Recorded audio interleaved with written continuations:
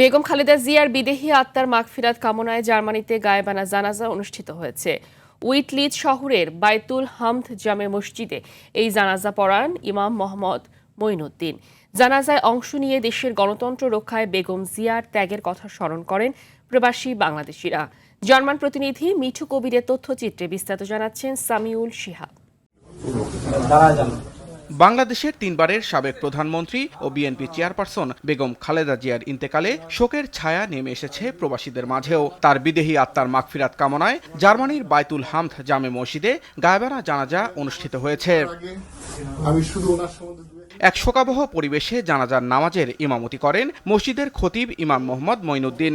জানাজা শেষে তিনি বেগম জিয়ার রুহের মাগফিরাত ও দেশের সমৃদ্ধি কামনা করে বিশেষ মোনাজাত পরিচালনা করেন। আমার নাম মোহাম্মদ মঈনুদ্দিন।